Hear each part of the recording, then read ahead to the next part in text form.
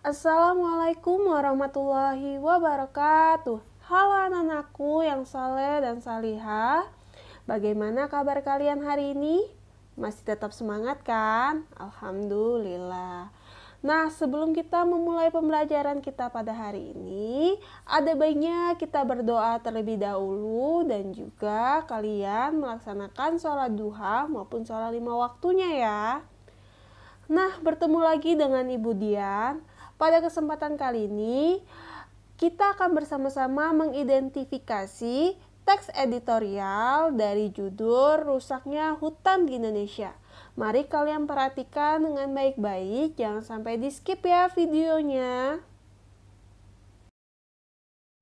Nah, sebelumnya Ibu tegaskan kembali bahwasannya struktur teks editorial itu memiliki 3 bagian. Yang pertama, ada tesis atau pengenalan isu. Yang kedua, ada argumen atau penyampaian pendapat. Dan yang terakhir, ada penegasan ulang.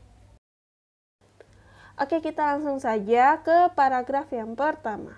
Nah, pada paragraf ini termasuk ke dalam struktur apakah? Iya, pada paragraf ini termasuk ke dalam struktur pernyataan umum atau bisa juga disebut dengan tesis. Mengapa sih paragraf ini termasuk ke dalam pernyataan umum ataupun juga tesis? Oke, kita simak baik-baik di kalimat terakhir. Namun, apakah ini akan terus berlanjut melihat tingginya kerusakan hutan dan kebakaran hutan di Indonesia? Nah, pada kalimat terakhir ini sudah berupa pendapat si penulis atau juga gambaran umum mengenai isu yang sedang dikomentari atau yang sedang dibahas, yaitu mengenai rusaknya hutan di Indonesia. Berarti paragraf ini benar termasuk ke dalam pernyataan umum ataupun tesis. Oke, kita ke paragraf selanjutnya. Pada paragraf ini termasuk ke dalam struktur apakah?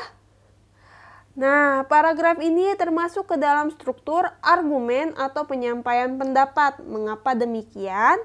Karena pada paragraf ini sudah dibahas secara lebih detail mengenai peristiwa yang dikomentari dan juga didukung dengan fakta-fakta yang benar-benar terjadi. Dia di penguatan terhadap pendapat itu benar-benar ada. Bisa kalian lihat tuh di kalimat pertama. Dari Januari hingga Mei, tercatat kebakaran di Indonesia sudah seluas 42.740 hektar. Nah, ini kan benar fakta yang terjadi di lapangan, tidak berupa opini. Paham ya? Oke, lanjut lagi kita ke paragraf selanjutnya. Nah, pada paragraf ini termasuk ke dalam struktur apakah? Pasti kalian sudah banyak yang mengetahuinya. Ya, benar. Paragraf ini termasuk ke dalam struktur penegasan ulang.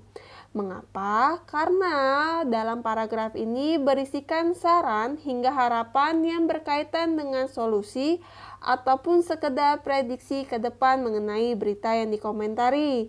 Bisa kalian lihat tuh di kalimat pertama. Oleh karena itulah, sebaiknya masyarakat bersama pemerintah bersama-sama memberi perhatian lebih terhadap hutan di Indonesia.